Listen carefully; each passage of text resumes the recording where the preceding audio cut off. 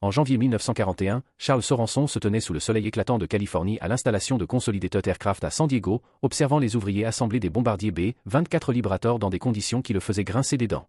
Sorenson était le chef de production de Ford Motor Company. 60 ans, immigrant danois, dur comme le fer des chemins de fer, il travaillait avec Henry Ford depuis 1905. Il avait commencé comme modeleur à $3 par jour, puis était devenu l'homme qui avait réellement construit la chaîne de montage qui avait changé le monde. S'il y avait quelqu'un sur Terre qui comprenait la production de masse, c'était bien Charles Sorenson. À côté de lui se tenait Edsel Ford, le président de l'entreprise. 45 ans, fils unique d'Henry Ford. Ils avaient volé depuis Détroit pour voir comment Consolidated construisait le bombardier dont l'Army Air Corps avait désespérément besoin. Ce que Sorenson voyait lui donnait envie de partir immédiatement. Les bombardiers étaient assemblés en extérieur sous le soleil californien.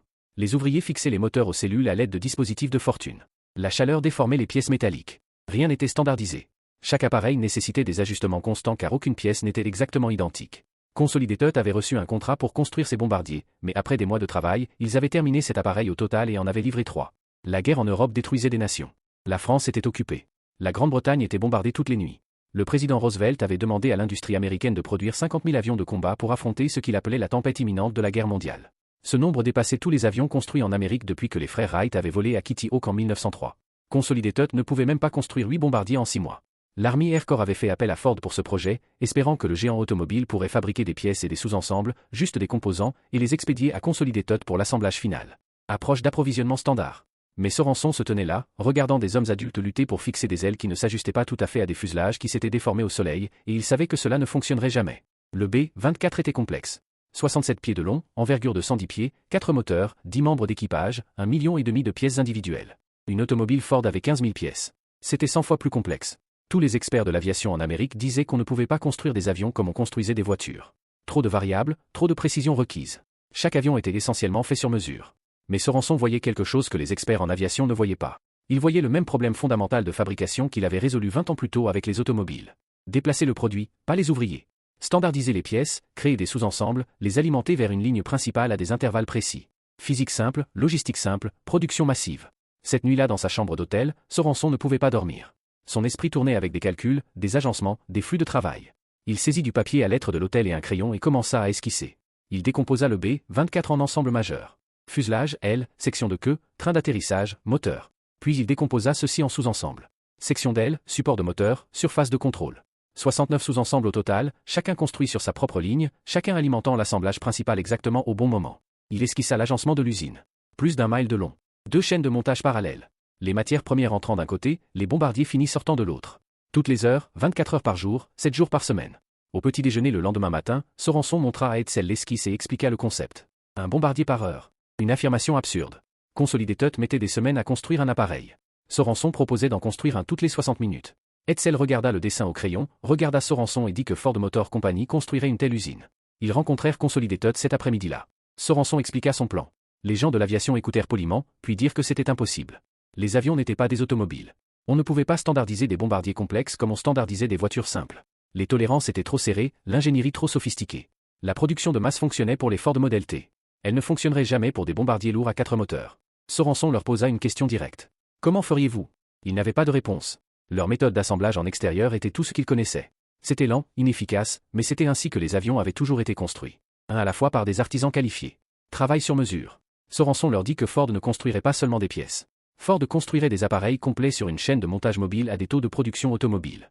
L'armée obtiendrait ses 50 000 avions, mais pas à la manière de Consolidated. À la manière de Ford. La réunion se termina mal. Les dirigeants de l'aviation pensaient que Sorenson était arrogant, ne comprenait pas leur industrie, échouerait spectaculairement et gaspillerait l'argent du gouvernement. Ils déposèrent des rapports en ce sens. Ce qu'ils ne savaient pas, c'est qu'au moment où Sorenson retourna au Michigan, il avait déjà engagé Ford Motor Company dans le plus grand pari de fabrication de l'histoire américaine. Le coût de la production lente de bombardiers se mesurait en opportunités manquées et opérations retardées. En 1941 et au début de 1942, l'Army Air Force faisait face à une pénurie critique de bombardiers lourds. Les escadrons d'entraînement travaillaient avec des appareils obsolètes car la nouvelle production ne pouvait pas suivre la demande. Les unités de combat déployées sur les théâtres avaient moins d'appareils que leur tableau d'organisation ne l'exigeait, limitant leur efficacité. La campagne de bombardement stratégique contre l'Allemagne, centrale dans les plans de guerre américains, ne pouvait pas commencer sérieusement avant que suffisamment de bombardiers ne soient disponibles. Les forces britanniques menaient des raids de nuit avec de lourdes pertes. La doctrine américaine appelait au bombardement de précision diurne, mais cela nécessitait des formations massives pour la défense mutuelle. Des formations massives nécessitaient des centaines d'appareils. En 1941 entier, les usines américaines construisirent moins de 2000 bombardiers lourds. L'Allemagne produisait du matériel de guerre à pleine capacité industrielle, tandis que l'Amérique peinait à déployer suffisamment d'appareils pour monter des opérations efficaces. Le général Henry Arnold, commandant l'Army Air Force, savait qu'au taux de production actuel, l'Amérique n'aurait pas suffisamment de bombardiers pour des campagnes stratégiques soutenues avant fin 1944. La guerre pourrait être décidée d'ici là, d'une manière ou d'une autre. Pendant ce temps, les équipes de construction déchiraient la ferme d'Henry Ford. Le site choisi par Sorenson était 1875 acres de terrain appartenant à Ford près d'Ypsilanti, Michigan. C'était le camp Willow Run, un camp de ferme d'été pour garçons dont les pères avaient été tués ou handicapés pendant la Première Guerre mondiale. Henry Ford le gérait comme une opération de formation du caractère. Les garçons vivaient sous tente, se réveillaient à 5h30, assistaient au service religieux avant le petit déjeuner, travaillaient les champs toute la journée. Ford croyait que le travail dur formait des hommes. Maintenant, les bulldozers nivelaient le terrain boisé. 300 hommes avec des scies, des haches et de l'équipement attaquaient sans vaincre où l'usine s'installerait. Une scierie à vapeur du musée Greenfield Village de Ford convertissait les arbres abattus en 400 000 pieds de planches. Les champs étaient défrichés pour la construction. Henry Ford détestait le projet. Il avait 77 ans, de plus en plus imprévisible, farouchement isolationniste. Il s'était opposé à l'implication américaine dans la Première Guerre mondiale. Maintenant, une autre guerre européenne attirait l'Amérique vers l'intervention, et Ford n'en voulait pas.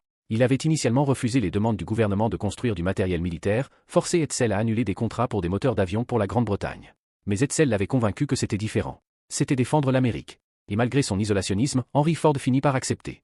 En partie parce qu'Hetzel insistait, en partie parce que Charles Sorenson l'avait convaincu que le défi d'ingénierie valait la peine d'être résolu. Surtout parce qu'Henry Ford ne pouvait jamais résister à prouver que les gens avaient tort.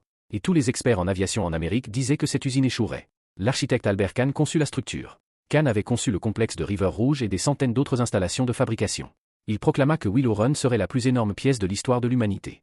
Il avait peut-être raison.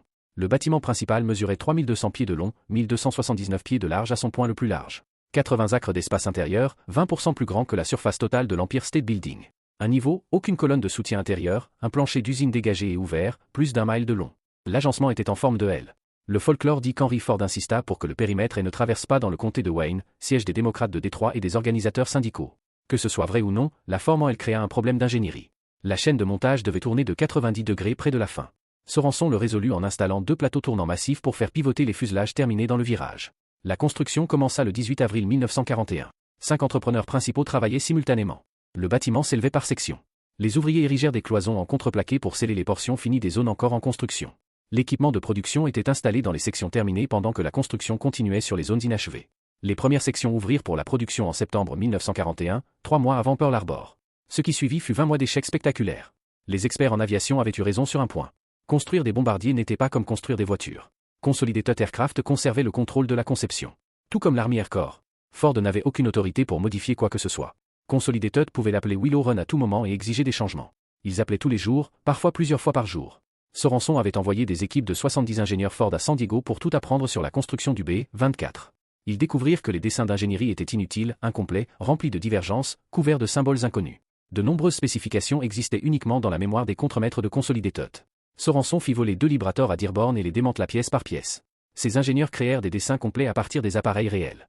200 ingénieurs travaillèrent jour et nuit, 7 jours par semaine, produisant ce qui devint connu comme 5 miles de dessins quotidiens. Ils travaillaient par équipe. Équipe de jour, équipe de nuit, 7 jours par semaine créant la documentation que Consolidated aurait dû fournir. 10 000 des 30 000 dessins qu'ils créèrent étaient obsolètes avant d'atteindre la production. Consolidated continuait à changer la conception. Le B-24 évoluait rapidement. En 1941 et début 42, l'Army Air Corps apprenait ce qui fonctionnait au combat et ce qui ne fonctionnait pas. Il voulait plus d'armement défensif, de meilleures tourelles, des soutes à bombes modifiées, des moteurs améliorés. Chaque modification rendait l'appareil meilleur. Chaque modification perturbait la chaîne de montage de Ford. Chaque changement nécessitait un réoutillage.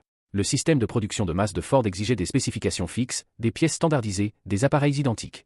Mais Consolidated modifiait constamment le B-24. Le B-24A devint le B-24C. Le C devint le D. Le D devint le E. Nouvelle position de canon, tourelles différentes, ensemble de queues redessinées. Le B-24E, le premier modèle que Ford construisit en quantité, avait une tourelle supérieure motorisée. Les modèles antérieurs ne l'avaient pas. Cela signifiait de nouveaux outils pour l'ouverture du fuselage, de nouveaux systèmes électriques, de nouvelles lignes hydrauliques. Les ingénieurs Ford conçurent les outils, les installèrent, formèrent les ouvriers, démarrèrent la production. Puis Consolidated annonça des changements au modèle E. La modification qui causa le plus de perturbations survint mi-1942. L'armée voulait une tourelle de nez pour la défense frontale. Le B-24 avait été conçu avec un nez en serre pour le bombardier. Pas de tourelle. Les chasseurs allemands avaient appris à attaquer de front où les bombardiers américains avaient le moins de tirs défensifs. La tourelle de nez était essentielle. C'était aussi une refonte complète de la structure avant de l'appareil. Les ingénieurs Ford durent reconcevoir les gabarits, les outils et les procédures d'assemblage pour tout le fuselage avant. Le travail prit des mois. Pendant qu'ils reconcevoirent, la production ralentit jusqu'à ramper. Quand les nouveaux gabarits furent prêts, les ouvriers durent être formés à nouveau. Les premiers modèles B-24H avec tourelle de nez ne quittèrent Willow Run qu'à fin juin 1943, 10 mois de retard sur le calendrier à cause d'une modification. Le premier bombardier prit 10 mois à construire. Il sortit de la chaîne le 1er octobre 1942. Les ouvriers le baptisèrent l'Esprit d'Ypsilanti. Il était censé avoir été terminé en mai. Les journaux qui avaient loué le projet commencèrent à l'appeler Willitron. Willow Run devint une blague nationale. L'usine massive qui était censée prouver la supériorité industrielle américaine ne produisait presque rien. En 1942 entier, Willow Run construisit 56 appareils complets. La plupart furent en réalité assemblés par Consolidated ou Douglas en Oklahoma et au Texas à partir de sous-ensembles produits par Ford. La chaîne de montage d'un mile fonctionnait à peine. Les ouvriers ne pouvaient pas se rendre à l'usine. L'installation était à 25 miles de Détroit. Le rationnement de guerre limitait l'essence et les pneus. Les transports publics étaient inadéquats. Les routes rurales reliant Ypsilanti à Détroit étaient des autoroutes à 2 voies conçues pour un trafic léger. Maintenant, des milliers d'ouvriers essayaient de les utiliser simultanément pour les changements d'équipe. En un mois, Ford embaucha 2900 ouvriers et en perdit 3100. Les gens prenaient des emplois, travaillaient une semaine, découvraient que le trajet était impossible et démissionnaient. Le taux de rotation était dévastateur. Plus d'ouvriers démissionnaient qu'on en embauchait. L'usine perdait sa main-d'œuvre plus vite que le recrutement ne pouvait les remplacer. Ceux qui restaient trouvaient les conditions de travail misérables. L'usine avait commencé la production avant que la construction ne soit terminée. La moitié du bâtiment n'avait pas de chauffage en hiver. Les températures du Michigan descendaient en dessous de zéro. Les ouvriers portaient des manteaux lourds en assemblant des pièces d'avions de précision avec des mains gelées. La condensation de la chaleur corporelle gelait sur les surfaces métalliques. Les outils étaient si froids qu'ils collaient à la peau nue. En été, les conditions s'inversaient. L'usine massive n'avait pas de climatisation. Les températures intérieures atteignaient 100 degrés. Les ouvriers s'effondraient d'épuisement par la chaleur. Le sol de l'usine était en métal et en béton. Il rayonnait la chaleur comme un four. Les ventilateurs déplaçaient l'air chaud mais ne refroidissaient rien. La rotation du personnel dépassait 100% annuellement. La formation prenait des semaines. Les nouveaux ouvriers passaient leurs premiers mois à apprendre l'assemblage d'avions de base. Au moment où ils devenaient compétents, ils démissionnaient. De nouveaux ouvriers les remplaçaient, avaient besoin de formation, démissionnaient avant de devenir productifs. Le cycle se répétait sans fin. Les ouvriers expérimentés formaient des remplaçants qui ne resteraient jamais assez longtemps pour devenir expérimentés eux-mêmes. L'absentéisme atteignait 20 à 30% quotidiennement. Les ouvriers se déclaraient malades, allaient travailler dans d'autres usines de Détroit avec de meilleures conditions, une meilleure paie, des trajets plus faciles. Ford ne pouvait pas les licencier. Toutes les entreprises de Détroit étaient désespérées pour des ouvriers. Licencier quelqu'un à Willow Run, il aurait un nouvel emploi l'après-midi, probablement en gagnant plus d'argent. La crise du logement devint critique fin 1942. Les ouvriers dormaient dans des voitures, louaient des chambres par roulement. 3 hommes partageant un lit. Un travaillait de jour, un travaillait de nuit, un travaillait en équipe alternée. Le lit n'était jamais vide. Les propriétaires facturaient le double et le triple du loyer. Pourquoi louer à une famille quand on pouvait louer le même espace à 3 ouvriers d'équipes différentes qui ne seraient jamais là en même temps? Le gouvernement fédéral finit par intervenir. En février 1943, le premier dortoir ouvrit. Willow Run Lodge. 15 bâtiments contenant 1900 chambres. Certaines simples, d'autres doubles. Espace pour 3000 personnes. Ce n'était pas suffisant. Entre juin et décembre 1943, les équipes de construction construisirent des bâtiments temporaires pour 2500 familles. Willow Run Village. Immeuble plat à 4, 6 ou 8 appartements. 1, 2 ou 3 chambres. Les bâtiments West Court avaient des toits à pignons. Certains n'avaient pas de chambre, appelés appartements 0 chambre, essentiellement de grandes pièces avec cuisine et salle de bain. Des couples y vivaient. 3 adultes pouvaient en partager un. Un parc de caravanes suivi. 1000 maisons mobiles, buanderies communautaires, bâtiments de douche et toilettes partagées. Les ouvriers achetaient ou louaient des caravanes, les garaient en rangée, y vivaient pour la durée. Certaines caravanes avaient été des camping-cars de vacances d'été. Maintenant elles étaient des maisons toute l'année pour des familles avec enfants. Un autre dortoir, West Lodge, ajouta 1960 chambres en août 1943. À la fin de 1943, 6 projets de logements temporaires différents entouraient Willow Run. 2 dortoirs, 2 parcs de caravanes, 2 complexes de logements familiaux. Ensemble, ils abritaient plus de 15 000 personnes, à peu près égale à toute la population d'Ypsilanti à cette époque. Le gouvernement construisit Park Ridge Homes séparément en 1943 pour les ouvriers afro-américains. Willow Run Lodge et Village étaient ségrégés. La Detroit Housing Commission et la National Housing Agency refusèrent de les intégrer. L'architecte afro-américain renommé Ilya Robinson conçut Park Ridge. 80 unités, séparées mais théoriquement égales. En pratique, moins d'unités pour les ouvriers noirs que pour les ouvriers blancs malgré des pourcentages similaires de main-d'œuvre. Puis le sénateur Harry Truman vint enquêter. Truman dirigeait le comité spécial du Sénat pour enquêter sur le programme de défense nationale. Son travail était d'éliminer le gaspillage dans les contrats militaires. Les problèmes de Willow Run avaient atteint Washington. Truman arriva en avril 1942 pour voir si le gouvernement devait nationaliser Ford Motor Company et prendre le contrôle de l'usine. Edsel Ford le rencontra personnellement, expliqua le problème de changement de conception, lui montra la documentation. Chaque jour, parfois plusieurs fois par jour, Consolidated appelait avec des modifications. Chaque changement se répercutait à travers le système de production, causant des retards, nécessitant un réoutillage coûteux. Truman n'était pas intéressé par les excuses. Il voulait des bombardiers finis. L'enquête continua jusqu'en février 1943. Truman visita à nouveau l'installation, vit le bâtiment massif vide, la chaîne de montage à peine mobile, la poignée d'appareils en construction. Mais le rapport final de son comité innocenta Ford. Les retards n'étaient pas la faute de l'entreprise. L'ingérence constante de Consolidated empêchait la production. Le comité donna à Willow Run un bilan de santé net, puis recommanda qu'une personne reçoive l'autorité complète sur le programme. Plus de changements de conception, plus d'interférences de Consolidated. Un gestionnaire, contrôle total. La production commença à grimper lentement au début, puis avec un élan croissant. 37 appareils complets en janvier 1943. 70 en février. 96 en mars. 146 en avril. Les chiffres racontaient l'histoire. Willow Run fonctionnait enfin. La transformation n'était pas magique. C'était la résolution systématique de problèmes. Chaque goulot d'étranglement identifié et corrigé. Chaque retard analysé et éliminé. Chaque inefficacité améliorée. L'enquête du comité Truman avait forcé des changements. Un gestionnaire, Mitt Briquet, reçut l'autorité sur tout le programme. Plus de responsabilités divisées. Plus d'ordres contradictoires. Une personne prenait les décisions. Tous les autres les suivaient. Les changements de conception de Consolidated ralentirent puis s'arrêtèrent. L'Army Air Force standardisa le modèle B-24J au printemps 1944. Conception finale. Plus de modifications. Construire cette version et seulement cette version. Cette standardisation était ce dont Ford avait besoin. Une conception fixe signifiait que l'outillage pouvait être perfectionné au lieu d'être constamment changé. La main-d'œuvre se stabilisa. Les projets de logement signifiaient que les ouvriers pouvaient réellement vivre près de l'usine. Les temps de trajet diminuèrent. L'absentéisme diminua. Les gens restaient dans leurs emplois assez longtemps pour devenir qualifiés. Les ouvriers qualifiés formaient les nouveaux ouvriers plus efficacement. Le cycle de formation cessa d'être un tapis roulant. La ligne de production elle-même évolua. Les ingénieurs Ford apportèrent des centaines de petites améliorations. Meilleur placement des outils, livraison de pièces plus efficaces, éclairage amélioré, meilleure plateforme de travail. Chaque changement économisait des secondes. Multiplier ces secondes par des milliers d'ouvriers faisant des millions de tâches, et les économies de temps devenaient massives. À l'automne 1943, l'usine produisait à des taux qui semblaient impossibles 18 mois plus tôt. Le 1000e bombardier célébré le 3 novembre représentait un tournant. De blague à miracle en moins d'un an. Mais ce succès eut un prix. Edsel Ford ne vit jamais l'usine atteindre son plein potentiel. Sa santé se détériorait depuis des mois. La douleur d'estomac qu'il ignorait ne s'arrêtait pas. En janvier 1942, les chirurgiens opérèrent, trouvèrent un cancer métastatique, inopérable. Ils le refermèrent et lui dirent qu'il avait des mois, peut-être un an. Edsel travailla quand même. À travers la douleur, à travers la connaissance qu'il mourait, à travers des traitements de radiothérapie qui le rendaient malade. Il avait fait une promesse. Un bombardier par heure. Il allait voir cette promesse tenue. Il assista à des réunions quand il pouvait à peine marcher, examina des rapports de production d'un lit d'hôpital, prit des décisions sur des modifications d'outillage en se remettant de traitement. Son personnel le supplia de se reposer. Il refusa. Willow Run avait besoin de lui. Le stress accéléra sans doute la progression du cancer. Les historiens médicaux sont d'accord là-dessus. La pression constante, les batailles avec Consolidated, les combats avec son père, le contrôle gouvernemental, les critiques médiatiques, tout cela liouait ça. Le cancer le tuait de toute façon. Le stress le fit tuer plus vite. Henry Ford ne comprenait pas. Pensait qu'Edsel avait juste besoin de repos. Pensait qu'un chiropraticien pouvait le guérir. Ne pouvait pas accepter que son fils unique mourait d'une maladie que la médecine ne pouvait pas arrêter. Le déni d'Henry empira les choses. Ajouta la culpabilité au fardeau d'Edsel. Son père pensait qu'il n'essayait pas assez fort de guérir. Eleanor Ford, la femme d'Edsel, le regarda se détériorer. Regarda la douleur augmenter. Regarda les traitements échouer. Regarda son mari se sacrifier pour une usine. Elle dit plus tard que le projet l'avait tué. Le cancer était là, mais Willow Run avait tout accéléré. Edsel Ford mourut chez lui à Grosse Pointe Shore à 1h10 du matin le 26 mai 1943. 49 ans. Le stress de Willow Run avait consumé les 18 derniers mois de sa vie. Ses funérailles furent le 28 mai. Des milliers de personnes assistèrent. Dirigeants d'entreprise, fonctionnaires du gouvernement, employés de Ford. Toute la main-d'œuvre de Willow Run s'arrêta pour la journée. Les ouvriers s'alignèrent devant l'église. Trop nombreux pour tenir à l'intérieur. Henry Ford était dévasté.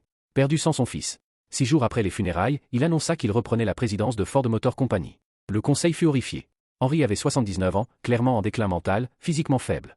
Parfois il ne reconnaissait pas ses propres cadres. Mais il possédait la majorité des actions. Personne ne pouvait l'arrêter. Le gouvernement paniqua. Ford Motor Company construisait des bombardiers, des jeeps, des moteurs de chars, des moteurs d'avions. La production de guerre critique dépendait de Ford. L'entreprise ne pouvait pas être dirigée par quelqu'un qui pourrait ne pas se souvenir de quelle année on était. Le secrétaire à la guerre Henry Stimson parla avec Eleanor Ford, expliqua la situation. Le pays avait besoin que Ford Motor Company soit fonctionnelle. Quelqu'un de compétent devait la diriger. Eleanor accepta. Elle éclaira Ford, la femme d'Henry, ensemble convainquirent Henry de se retirer. Le fils d'Edsel, Henry Ford II, fut réti. Du service dans la marine, rentra à la maison, reprit l'entreprise le 21 septembre 1945. 28 ans. Aucune expérience commerciale. Soudain à la tête de l'une des plus grandes entreprises américaines en temps de guerre. Le jeune Henry dut apprendre vite. L'entreprise était chaotique. Son grand-père avait laissé les choses se détériorer. La gestion était un désordre. Seul le côté production, dirigé par Sorenson et son équipe, fonctionnait bien. Le reste de l'entreprise nécessitait une réorganisation complète. Le jeune Henry regarda Willow Run atteindre ses taux de production de pointe au printemps et à l'été 1944. Regarda la promesse de son père finalement tenue. Un bombardier toutes les 63 minutes. Edsel n'a jamais vécu pour le voir, mais son fils oui. Le jeune Henry s'assura que tout le monde savait que c'était la réalisation d'Edsel, pas celle d'Henry Senior, pas celle de Sorenson seul. Celle d'Edsel. Le prix avait été la vie d'Edsel. Mais la réalisation était réelle. Willow Run fonctionnait. La promesse était tenue. L'aile centrale était le cœur structurel de l'appareil. Elle reliait les deux panneaux d'ailes extérieures, abritait le train d'atterrissage principal, contenait la soute à bombe et supportait les 4 moteurs. Tout s'attachait à l'aile centrale. Se tromper et rien d'autre ne s'ajusterait correctement. Consolidated construisait chaque aile centrale à l'aide d'un gabarit en bois temporaire. Le gabarit était un cadre précisément formé qui maintenait les nervures d'aile, les longerons et les panneaux de peau en alignement correct pendant que les ouvriers les rivetaient ensemble. Construire l'aile à l'intérieur du gabarit, riveter tout, retirer l'aile finie, jeter le gabarit, construire un nouveau gabarit pour l'aile suivante. Chaque gabarit prenait 250 heures à construire. Des charpentiers qualifiés les construisaient à partir de gabarits. Chaque mesure devait être parfaite. Toute erreur dans le gabarit signifiait des erreurs dans l'aile, et des erreurs dans l'aile signifiaient que l'appareil ne volerait pas correctement. Les gabarits étaient à usage unique. Après une aile, c'était du bois de rebut. Les ingénieurs Ford regardèrent ce processus et virent du gaspillage. 250 heures de travail qualifié produisant quelque chose utilisé une fois et jeté. Ce n'était pas de la production de masse. C'était de l'artisanat sur mesure. Ils conçurent un gabarit permanent en acier. Cadre lourd fait de membres en acier usiné avec précision. Le gabarit pouvait gérer plusieurs ailes sans se déformer ni s'user. Déplacer la structure de l'aile avec une grue aérienne, terminer tout le travail d'assemblage pendant que la structure était dans le gabarit, retirer l'aile finie avec la grue, insérer la structure d'aile suivante. Répéter. Le gabarit permanent prit des semaines à concevoir et à construire. Il coûta beaucoup plus cher que les gabarits en bois, mais il pouvait être utilisé indéfiniment. Plus important encore, il était usiné avec précision. Chaque aile construite dans ce gabarit serait identique à chaque autre aile. Standardisation parfaite. Le premier gabarit permanent réduisit le temps d'assemblage de l'aile centrale de 250 heures à 1 heure. Une personne pouvait installer des nervures d'aile dans le gabarit dans le temps qu'il fallait auparavant à 250 charpentiers pour construire un gabarit jetable. Ford construisit plusieurs gabarits permanents, les positionna le long de la chaîne de montage. Les ailes se déplaçaient de station en station. Chaque station ajoutait des composants spécifiques. Nervure à la station 1, longeron avant à la station 2, longeron arrière à la station 3, panneau de peau à la station 4, réservoir de carburant à la station 5, attache de train d'atterrissage à la station 6, inspection à la station 7. Le processus devint si efficace qu'à fin 1943, l'assemblage de l'aile centrale était la section la plus rapide de toute la ligne de production. Ce qui avait été le plus grand goulot d'étranglement devint le donneur de cadence. L'innovation du gabarit permanent se répandit à d'autres assemblages. Gabarit de fuselage, gabarit de section de queue, gabarit de nacelle de moteur. Chaque composant majeur obtint un outillage permanent au lieu de gabarit jetable. Les économies de temps se composèrent à travers tout le processus d'assemblage. Le 3 novembre 1943, les ouvriers célébrèrent le millième B24 fini. Une personne qui aurait dû être là ne l'était pas. Edsel Ford était mort 6 mois plus tôt. À l'automne 1943, le leadership à Willow Run passa de Charles Sorenson à Milt Briquet. Le gouvernement demanda à Ford de décentraliser les opérations. De nombreux sous-ensembles se déplacèrent vers d'autres usines Ford et sous-traitants. Willow Run se concentra sur l'assemblage final. Les bugs furent éliminés. Les changements de conception s'arrêtèrent. La main-d'œuvre se stabilisa. Le logement fut construit près de l'usine. Dortoirs pour les ouvriers célibataires, appartements pour les familles. Willow Run Village. 15 000 personnes, plus grand que la ville d'Ypsilanti.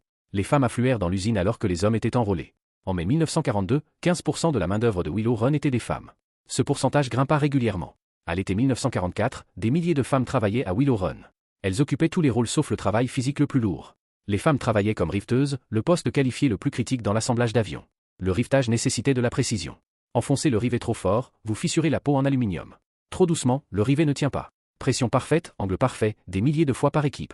Les femmes devinrent expertes. Elles travaillaient comme soudeuses. Soudure par point, soudure à l'arc, soudure au gaz. Joindre des pièces en aluminium nécessitait des techniques différentes de la soudure de l'acier. L'aluminium fond à des températures plus basses, conduit la chaleur plus rapidement, se déforme facilement. Les femmes apprirent les compétences, passèrent les tests de qualification, travaillèrent aux côtés des hommes faisant des emplois identiques. Elles travaillaient comme mécaniciennes, installant des moteurs, montant des hélices, connectant des câbles de commande, des systèmes hydrauliques, des systèmes électriques, des systèmes de carburant. Chaque système dans un B24 devait être installé, testé, ajusté et inspecté. Les femmes faisaient tout cela. Elles travaillaient comme inspectrices. Le contrôle de la qualité était critique. Chaque rivet devait être vérifié. Chaque soudure devait être testée. Chaque système devait fonctionner parfaitement. Un appareil avec des rivets défectueux se désintégrerait en vol. Les inspectrices femmes attrapaient les défauts avant que les appareils ne quittent l'usine. Elles gagnaient les mêmes salaires que les hommes pour les mêmes emplois. Ford avait imposé l'égalité salariale. Une rifteuse femme gagnait le même taux horaire qu'un rifteur homme. Une mécanicienne femme gagnait la même chose qu'un mécanicien homme. Ce n'était pas universel dans l'industrie de guerre. De nombreuses usines payaient les femmes moins que les hommes pour un travail identique. Ford ne le faisait pas. Rose Will Monroe devint l'une des ouvrières les plus célèbres de Willow Run. Elle travaillait comme rifteuse dans l'équipe de nuit. Enfonçait des rivets dans les fuselages de B24. En 1944, l'acteur Walter Pidgeon visita Willow Run pour un film promotionnel. Il vit Monroe travailler. Elle correspondait à l'image que le War Production Board voulait pour les affiches de recrutement. Jeune femme, attirante, clairement compétente, faisant un travail traditionnellement masculin. Monroe apparut dans du matériel promotionnel pour les bons de guerre. Certaines sources affirment qu'elle inspira le personnage de Rosie la rifteuse, bien que cela soit contesté. Plusieurs femmes nommées Rose travaillaient dans les industries de guerre. Plusieurs apparurent dans du matériel promotionnel. L'image iconique de Rosie était déjà établie avant la publicité de Monroe. Qu'elle ait inspiré le personnage ou simplement correspondu à une image existante reste incertain. Ce qui est certain, c'est que des milliers de femmes travaillèrent à Willow Run. Elles apprirent des compétences que la plupart n'avaient jamais imaginé apprendre. Elles gagnèrent des salaires que la plupart n'avaient jamais gagnés auparavant. Elles construisirent des bombardiers qui volèrent au combat, sachant que leur travail soutenait directement l'effort de guerre. Beaucoup avaient des maris, des frères, des fils en uniforme. Certains volaient dans les mêmes appareils que ces femmes construisaient. Cette connaissance motivait la qualité. Chaque rivet comptait. Chaque soudure comptait. Un mauvais travail signifiait que le fils de quelqu'un pourrait mourir. Un bon travail signifiait que le fils de quelqu'un pourrait survivre. Après la fin de la guerre, la plupart des ouvrières furent licenciées. Les hommes rentrèrent du service, reprirent les emplois. L'attente sociale était que les femmes retournent à la vie domestique. Beaucoup le firent. Mais des milliers avaient appris qu'elles pouvaient faire un travail qu'on leur avait dit impossible pour les femmes. Cette connaissance ne disparut pas. Les compétences ne disparurent pas. Les femmes qui travaillèrent à Willow Run devinrent infirmières, enseignantes, propriétaires d'entreprises, superviseuses d'usines. Elles s'étaient prouvées à elles-mêmes ce qu'elles pouvaient faire. Cette preuve changea des vies, changea des familles, changea les attentes pour leurs filles. Le taux de production grimpa régulièrement, puis de manière explosive. En 1944, Ford faisait sortir un Librator de la ligne de production de Willow Run toutes les 63 minutes, 24 heures par jour, 7 jours par semaine. La production mensuelle de pointe vint en avril 1944. 453 bombardiers complets. Plus que ce que Consolidated avait construit en 1941 entier. Entre le 24 et le 26 avril, 100 bombardiers terminés s'envolèrent de Willow Run. 33 appareils en 48 heures. La transformation de blague à miracle avait pris moins d'un an. Ce que ni Sorenson ni personne d'autre chez Ford ne comprenait pleinement, c'était à quel point cela terrifiait l'Allemagne. Les forces allemandes expérimentèrent les résultats de première main. Chaque semaine, des dizaines de nouveaux bombardiers américains arrivaient en Angleterre. Chaque mois, des centaines. Les pertes qui auraient dû paralyser la capacité de bombardement américaine pendant des semaines étaient remplacées en quelques jours. La Luftwaffe faisait face à des formations croissantes d'appareils bien équipés. Les formations de 500 bombardiers devinrent routinières. Puis 700, puis 1000. Tous équipés, tous approvisionnés, tous remplacés quelques jours après avoir été abattus. En 1944, les dossiers de production américains montraient que Willow Run à elle seule produisait des appareils à des taux qui rivalisaient avec des industries nationales entières. La production de cellules de l'usine approchait la production totale de certaines puissances de l'Axe. Les pilotes de chasse allemands qui s'étaient sentis confiants en 1943 devinrent de plus en plus désespérés en 1944. Ils détruisaient des bombardiers, mais chaque bombardier abattu était remplacé par 2 autres. Chaque pilote tué était remplacé par 3 autres. La Luftwaffe essaya de nouvelles tactiques, de meilleurs chasseurs, des armes fusées. Rien de tout cela ne changea les mathématiques fondamentales. Les usines américaines produisaient plus vite que les chasseurs allemands ne pouvaient détruire. À fin 1944, la guerre aérienne au-dessus de l'Allemagne avait basculé de manière décisive. Le flux infini d'appareils de remplacement, d'équipage et d'équipements submergea les défenses allemandes par pure capacité industrielle. Charles Sorenson ne vit jamais la victoire finale. Il prit sa retraite de Ford Motor Company le 13 mars 1944, comme il l'avait prévu avec Henry Ford depuis 1941. Sa retraite survint juste au moment où Willow Run atteignait sa production de pointe. Il avait passé toute sa vie adulte chez Ford. 39 ans. Commencé comme modeleur à $3 par jour, devenu vice-président de la production. Il avait construit la chaîne de montage qui changea la fabrication, conçu l'usine Willow Run qui prouva que les avions pouvaient être produits en masse comme les automobiles. Après avoir quitté Ford, Sorenson devint président de Willy Overland Motor, dirigea la transition de l'entreprise de la production de Jeep en temps de guerre à la production automobile civile. Développa la Jeepster, un véhicule civil sportif dérivé de la Jeep militaire. Il se heurta aux membres du conseil d'administration de Willy sur l'orientation de l'entreprise.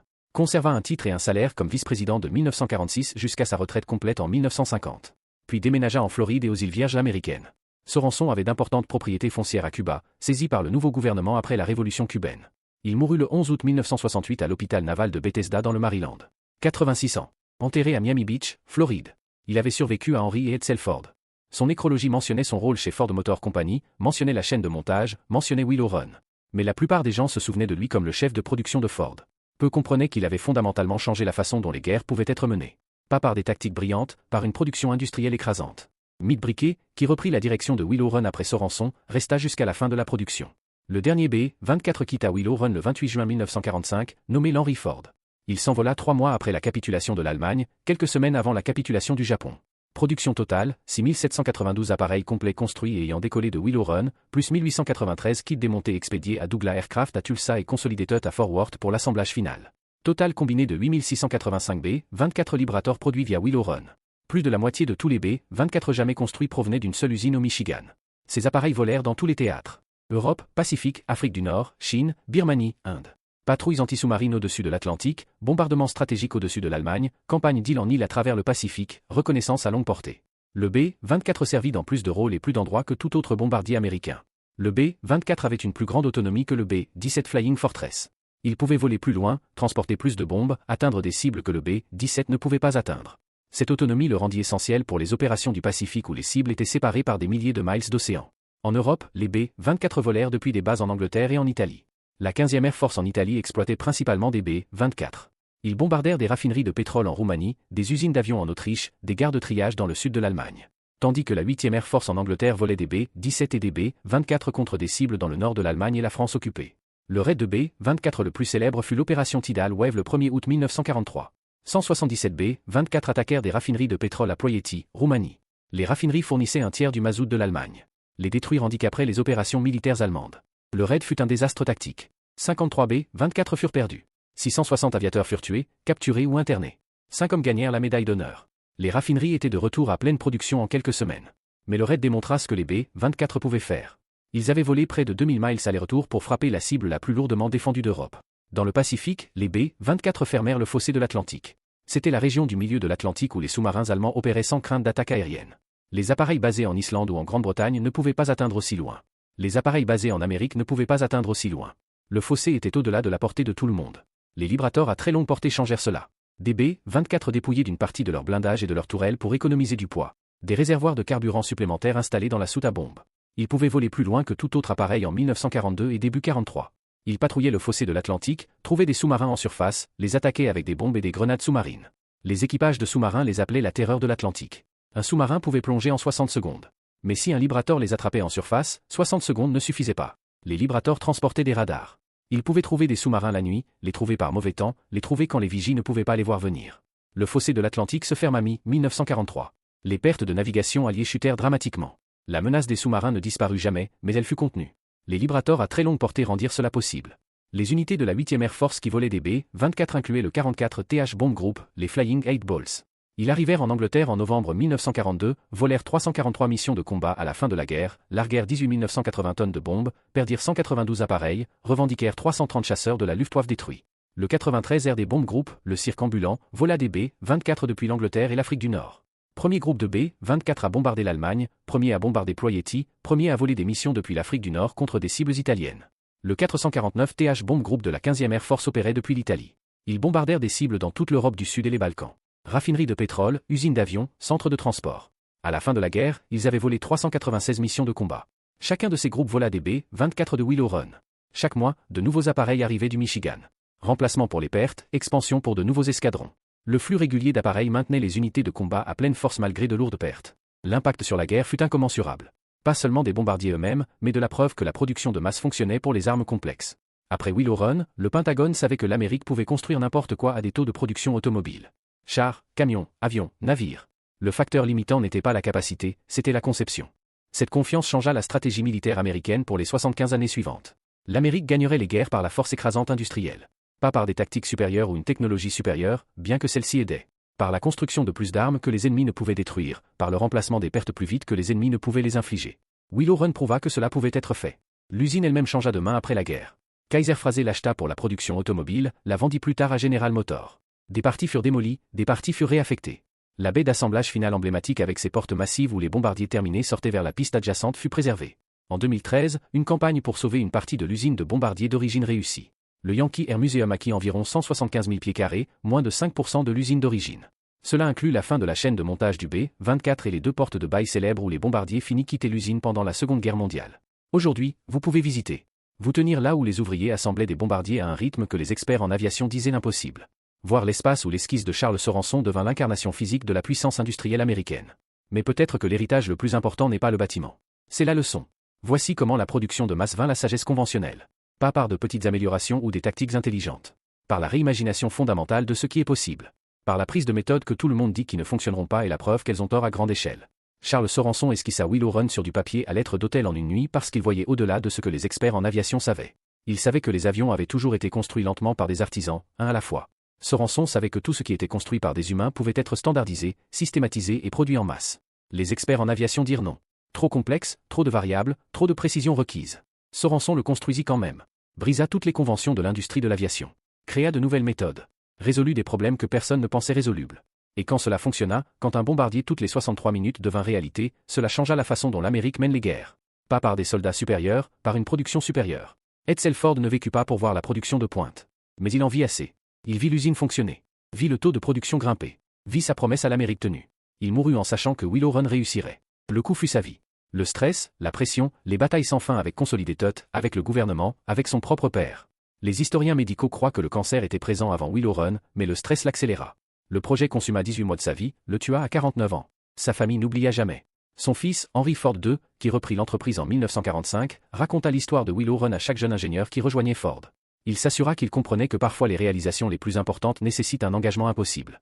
Que changer les industries signifie combattre tous ceux qui disent que cela ne peut pas être fait. Que avoir raison ne rend pas la bataille plus facile. Pour les ouvriers qui construisirent ces bombardiers, Willow Run signifiait des emplois, des salaires et un but. Beaucoup avaient des filles ou des maris en uniforme. Construire des bombardiers, c'était comme les protéger. Pour les équipages de bombardiers, chaque appareil de Willow Run signifiait la survie. Remplacement pour les pertes, renfort pour les escadrons sous-effectifs. La pression soutenue qui finit par user les défenses allemandes. Et pour Charles Sorenson, Willow Run fut une justification. L'homme de production automobile que les experts en aviation disaient ne pas comprendre leur industrie construisit une usine qui changea la façon dont l'Amérique mène les guerres. La production de masse prouva qu'elle fonctionnait pour tout ce que les humains pouvaient concevoir. Une usine. Une chaîne de montage d'1 mile de long. Plus de 8000 bombardiers en 3 ans. Un toutes les 63 minutes à la production de pointe. Construit par des ouvriers utilisant des méthodes que l'industrie de l'aviation disait qui ne fonctionneraient pas. Produisant des résultats que les experts disaient impossibles. C'est ainsi que l'innovation se produit réellement en temps de guerre. Pas par des comités ou la sagesse conventionnelle. Par des gens qui voient des problèmes, trouvent des solutions et refusent d'accepter que quelque chose ne peut pas être fait. Si vous avez trouvé cette histoire aussi captivante que nous, prenez un moment pour aimer cette vidéo. Cela nous aide à partager plus d'histoires oubliées de la Seconde Guerre mondiale. Abonnez-vous pour rester connecté avec ces histoires inédites. Chacune compte. Chacune mérite d'être rappelée. Et nous aimerions avoir de vos nouvelles. Laissez un commentaire ci-dessous en nous disant d'où vous regardez. Notre communauté s'étend du Texas à la Tasmanie, des vétérans aux passionnés d'histoire. Vous faites partie de quelque chose de spécial ici. Merci de regarder et merci de garder ces histoires vivantes.